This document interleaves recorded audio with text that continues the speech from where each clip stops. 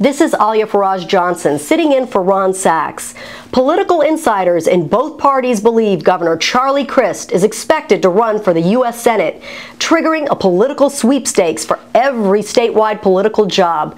We'll have that and more on this week's episode of Power Play. Joining us today are Mary Ellen Claus, Bureau Chief of the Miami Herald, and Paul Fleming, State Editor of Gannett News. Welcome. Mary Ellen, let's get started. What do you think is going to happen next?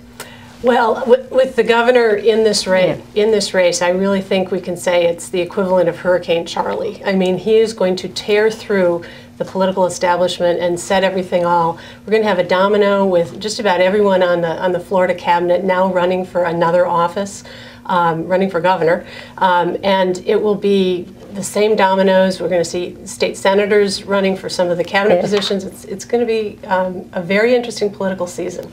Well, a political strategist said that this season could be more active than hurricane season. Paul, do you believe that this has sort of opened up the floodgates? Well, it's interesting that Mary Ellen would bring up a hurricane analogy because I think that's apt. I think that there's one view that the greatest political foe that the governor will have enters the race at June 1, and that's hurricane season. If there are hurricanes in the state, the effects of that are pretty immense. One, the governor would have to be focused on responding to that and off the campaign trail, but also what the effect of that is and all of the policies that Governor Crist has put into place that are affected by hurricanes, insurance, as well as just emergency response, the state budget, everything. It looks a lot less rosy if we get hit by a hurricane. Now, do you think this affects the day-to-day business in the state of Florida? You know, Governor Crist, his expected announcement? I think it will now have everything be politically oriented. You know, if there were decisions in the past that were just done for policy reasons, it's all going to have a political context. And remember, this campaign season is going to be conducted under the cloud of a bad economy. And that is going to, I think, do a couple things. I think it's going to put to test both political parties with, you know, really challenging where people are.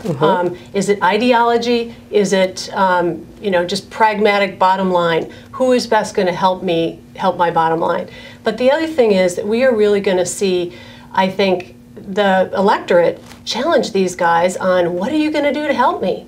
And this, you know, I think this is why democracy, as you said earlier, it opens up a sort of a chain reaction. So this really opens up the door to Democrats in the state to sort of establish themselves again. Well, it's interesting how that will play out. I mean, if the focus is on a Marco Rubio, Charlie Crist primary, and Kendrick Meek is the presumed Democratic nominee, and I don't know if that's fair or not, but let's say that, then does that ease the way to get a team in place, to have a structure in place and to respond and be better candidates, not to just mention having more money at the end to take into the general.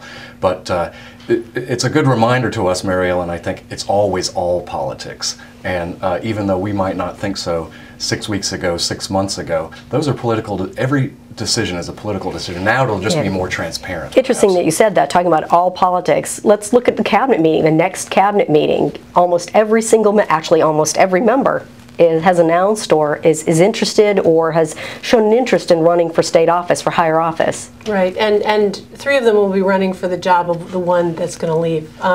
That'll be interesting. I think another dynamic here is that what does Charlie Crist do to the Republican Party?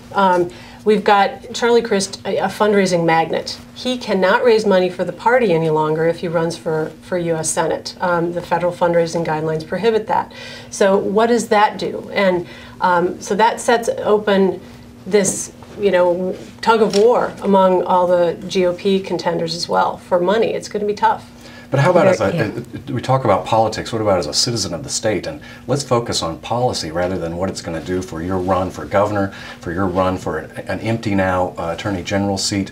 Everybody down into the state house is going to be aiming for something else up the line and looking at how what they're doing is going to affect their campaign rather than necessarily what's best for policy. And that's particularly important, I think, in hurricane response.